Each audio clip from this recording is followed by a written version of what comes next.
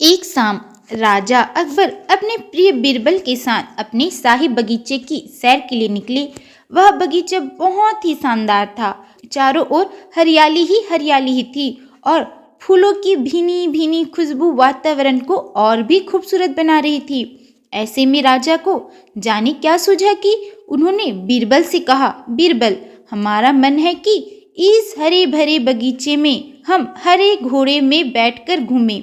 इसलिए मैं तुम्हें आदेश देता हूँ कि तुम 7 दिनों के अंदर हमारे लिए एक ऐसे घोड़े का इंतजाम करो।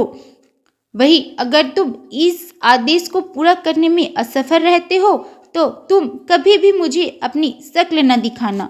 इस बात से राजा व बीरबल दोनों वाकिफ थे कि आज तक दुनिया में हरे रंग का घोड़ा नहीं हुआ है। फिर भी राजा चाहते थे कि बीरबल किसी बात में अपनी हार स्वीकार करे। इसी कारण उन्होंने बीरबल को ऐसा आदेश दिया। मगर बीरबल भी बहुत चालाक थे। वे भली भांति जानते थे कि राजा उनसे क्या चाहते हैं। इसीलिए वो भी घोड़ा ढूंढने का बहाना बनाकर 7 दिनों तक इधर उधर घूमते रहे। 8वें दिन बीरबल दरबार में राजा के सामने पहुंचे और बोले, महाराज, आपकी आज्ञा के अनुसार मैंने आपके लिए हरे घोड़े का इंतजाम कर लिया है, मगर उसके मालिक की 2 शर्तें हैं। राजा ने उत्सुकता से दोनों शर्तों के बारे में पूछा। तब बीरबल ने जवाब दिया, पहली शर्त यह है कि उस हरे घोड़े को लाने के लिए आपको स्वयं जाना होगा। राजा इस शर्त के लिए तैयार हो गए। फिर उन्होंने दूसरी शर्त के बारे में पूछा।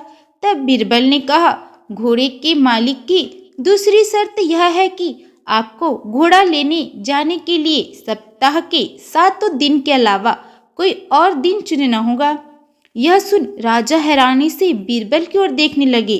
तब बीरबल ने बड़ी सहजता से जवाब दिया, महाराज, घोड़े का मालिक कहता है कि हरे रंग के खास घोड़े को लाने के लिए उसकी यह खास शर्तें तो माननी ही होगी। राजा अकबर बीरबल की यह चतुराई भरी बात सुनकर खुश हो गए और मान गए कि बीरबल से उसकी हार मनवाना वाकई में बहुत मुश्किल का काम है। तो यह कहानी हमें यह सिखाती है कि सही सूझबूझ और समझदारी के साथ नामुमकिन लगने वाले काम को भी आसानी से किया जा सकता है। तो वीडियो पसंद आए तो लाइक सब्सक्राइब जरूर करें। मिलते हैं अगले वीडियो में। Bye bye.